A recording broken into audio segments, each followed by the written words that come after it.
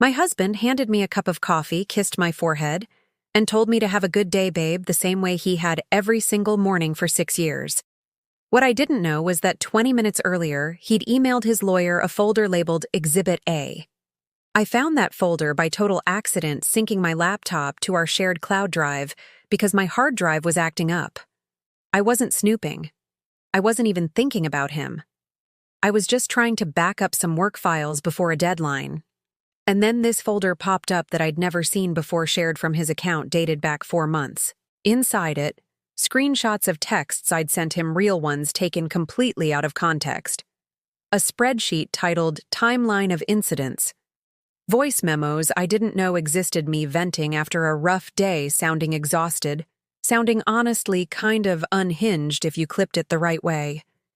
And a cover email to someone named Diane Pruitt, family law attorney, that started with the words, "As discussed, here's the documentation we talked about for building the case." Building the case. Against me. I sat there staring at my screen with my coffee going cold, and I realized something that made my whole chest go tight. My husband hadn't been distant these past few months because he was stressed about work. He'd been quietly building a file on his own wife like I was a suspect in an investigation, and I had zero clue how long this had actually been going on. If you've ever found out someone was building a case against you while smiling in your face every single day, buckle up, because this story gets so much wilder than you think. My name's Dana. My husband is Grant. We've got 2 kids, Wesley, who's 9, and Poppy, who just turned 5. Grant works in commercial real estate, does pretty well for himself, the kind of guy who shakes hands too firm and remembers everybody's name at a party. Charming. Smooth. The type of guy your friends say caught a good one about at your wedding. For 6 years, our marriage looked solid from the outside. We had date nights on Fridays. He coached Wesley's flag football team. He was the dad who showed up early to school pickup with snacks in the console. If you'd asked me in January whether my marriage was in trouble, I'd have laughed and said things were actually pretty good. But looking back, there'd been a shift starting around September. Grant got quieter, more clinical almost in how he talked to me. Less like a husband, more like someone taking notes. He started asking me weird follow-up questions after arguments, stuff like, "So, just to be clear, you're saying you feel like I don't help enough?" The kind of question that sounds like he's trying to get you to repeat something on the record. I chalked it up to work stress. Grant's job had gotten intense that fall, a big deal, falling through a boss breathing down his neck. I gave him grace. I made him dinner.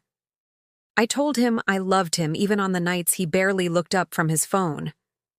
I had no idea he'd started a whole separate file on our marriage back in September, the same month I thought he was just tired. Once I found that folder, I didn't say a word. Not yet.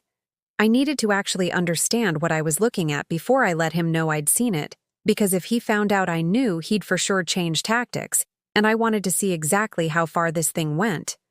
I opened the timeline of incidents spreadsheet first.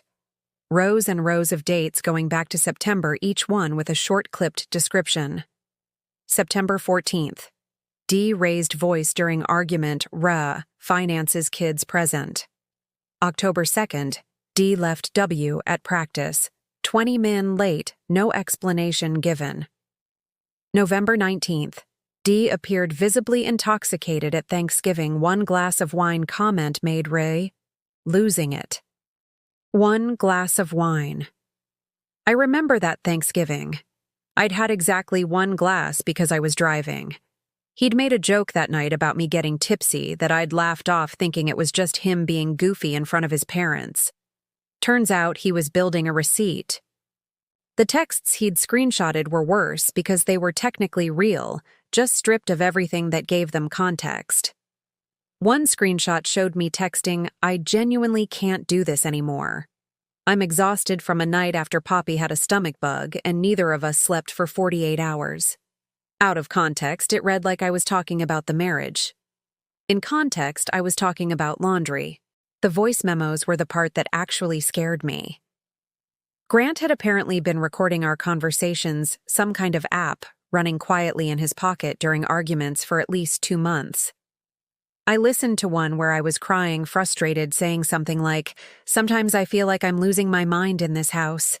And I realized, with a cold sinking feeling, exactly what that clip would sound like to a judge who'd never met me and had no idea what kind of week I'd had leading up to it. Grant wasn't building a file because he thought our marriage was struggling. He was building a file because he had already decided months ago how this was going to end, and he wanted to make sure that when it did, the story would be told his way.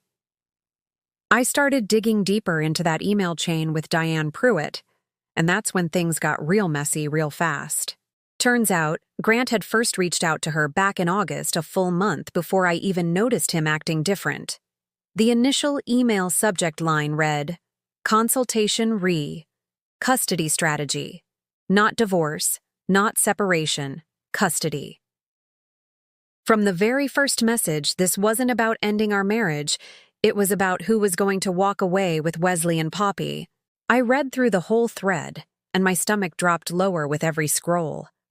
Diane had apparently advised him early on that judges respond to documented patterns, not one-off complaints, that if he wanted a strong position, he needed consistent evidence over time showing instability on my end. Grant had taken that advice and run with it like it was a homework assignment. There was a message from mid-October where Grant wrote, "She had a rough night again. Got some good audio we'll send over." He was calling my worst moments good audio, like I was content he was farming. I found something else buried in that folder that made me feel actually sick. A printed screenshot of my prescription history pulled from our shared insurance portal, highlighting an anxiety medication I'd been on since Poppy was born, something Grant had known about and supported me through at the time. In this file, it wasn't framed as support. It was Exhibit B, labeled Mental Health History, Relevant to Fitness Determination. He'd turned 6 years of marriage, every hard night, every honest moment I trusted him with into ammunition. I remember sitting at my kitchen table that night, after the kids went to bed, just staring at Grant across the living room, while he watched TV like everything was completely normal, and thinking, this man has been playing house with me for months while quietly loading a gun. I kept scrolling because at that point I couldn't stop myself, even though every new thing I found made my stomach twist a little tighter. There was a note from early December, right after Grant had come home, late from what he'd told me was a client dinner.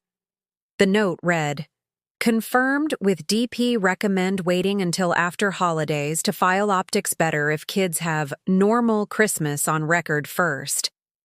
He'd planned our entire Christmas, the matching pajamas, the cookies we baked with Wesley and Poppy, the picture we sent out to family as a prop.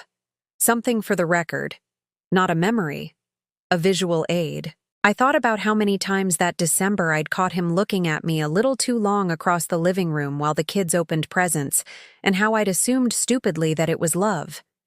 It wasn't love. It was documentation. I decided I needed more than just what was in that shared folder. I needed to understand how far along this thing actually was, because if Grant was this deep into building a case, I had a real feeling he wasn't planning to wait much longer to use it. I called my own friend, a paralegal named Yesenia, who I'd known since college, and laid the whole thing out for her without telling her yet whose marriage I was describing. She didn't sugarcoat it. "Dana," she said, "this sounds like someone laying groundwork for an emergency custody filing. The recordings, the medical stuff, the timeline, that's not divorce paperwork. That's a strategy for getting the kids fast and locking you out before you even see it coming." That hit different. I went back through Grant's calendar, which I still had shared access to from years ago, back when we used it to coordinate school pickups, and found something that made my hands go cold, an appointment 3 weeks out, labeled simply DP filing prep. I did some more digging, careful, quiet digging, and found that Grant had also been talking to his mother more than usual, which normally wouldn't mean anything except I found a text exchange between them accidentally still logged in on our shared family iPad where his mom had written, "Just make sure you have somewhere solid for the kids to land before anything gets filed. Don't rush it and mess up the timing." Even his mother was in on it. The woman who'd hugged me at Thanksgiving, who'd sent me a Mother's Day card in May, had apparently been coaching her son on how to time blowing up my life. I also found a receipt, an actual physical receipt I found stuffed in his jacket pocket doing laundry from a private investigator's office dated back in October. A retainer payment. Grant hadn't just been collecting my worst moments himself. He'd paid someone else to follow me too. That discovery sent me down a spiral I wasn't prepared for. I started noticing things I'd brushed off before: a gray sedan that seemed to be parked near Poppy's preschool more often than made sense, a jogger who ran past our house at the exact same time 3 mornings in a row the week before Thanksgiving. I genuinely thought I was being paranoid when those thoughts crossed my mind back then. Turns out my gut had been picking up on something real the whole time, and I just hadn't had a single piece of proof to hang it on. I asked Yesenia if there was any legal way to find out exactly what the PI had actually turned in, and she told me, honestly, probably not until things got formally underway, but she did point out something useful. Private investigators keep records of their own hours and activity logs for billing purposes, and those logs sometimes end up as exhibits themselves once a case is filed, which meant if Grant ever tried to use anything from that surveillance, I'd eventually get to see exactly how far it went, whether he liked it or not. I confronted him on a Sunday afternoon, kids at his mother's, for a few hours, giving us the privacy for a conversation I knew was going to blow our entire life apart. I laid it all out on the coffee table: the shared folder printouts, the Diane Pruitt email chain, the calendar entry, the PI receipt. I didn't yell. I didn't even really raise my voice, honestly, mostly because I think some part of me had already grieved this marriage in the 2 weeks it took me to gather everything. Grant's face did something I'll never forget. Not shock, not really guilt either. More like the specific look of someone who's been caught mid-move on a chessboard he thought he was playing alone. He didn't deny it. He actually got kind of cold about it, which told me more than any apology could have. He said he'd started feeling back in the summer like our marriage was quietly dying, and instead of talking to me about it, he'd decided the smart move was to protect himself first, to make sure that whenever this actually happened, he'd come out ahead, especially with the kids. "I wasn't trying to hurt you," he said. "I was trying to make sure I didn't lose everything if this fell apart anyway." I asked him point blank when exactly he'd decided our marriage was over. He hesitated for a long time before he answered. August. He'd decided in August, quietly alone, and instead of telling me, instead of giving me the chance to fight for us, or at least know what was actually happening in my own home, he'd spent 4 straight months collecting receipts on me like I was a liability he needed to manage. The worst part wasn't even the file. It was realizing that every single "we're okay" conversation we'd had since September had been a lie he told me while actively building the paperwork to take my kids. "You could have just talked to me," I said, and my voice actually cracked on that, which annoyed me because I hadn't wanted to give him the satisfaction. 6 years, Grant. 2 kids. You didn't owe me a whole marriage's worth of honesty overnight, but you owed me more than a folder labeled Exhibit A. He didn't have a real answer for that. He said something about being scared about watching a buddy of his get wrecked in his own divorce a few years back, and swearing he'd never let that happen to him, that somewhere along the way protecting himself had turned into something he didn't fully recognize until it was staring back at him on my coffee table. It wasn't an excuse. He didn't even really try to pass it off as one.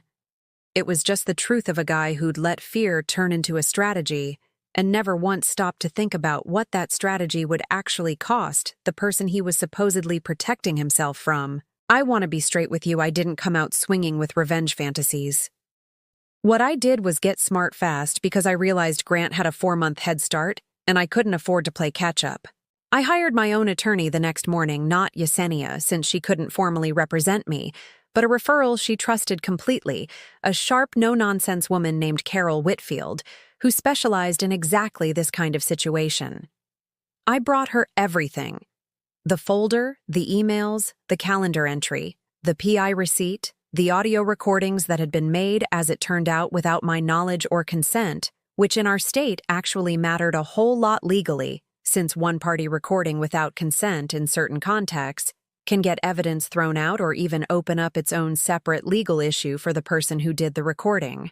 Carol looked through everything and told me something that actually made me exhale for the first time in 2 weeks. "This isn't the slam dunk he thinks it is.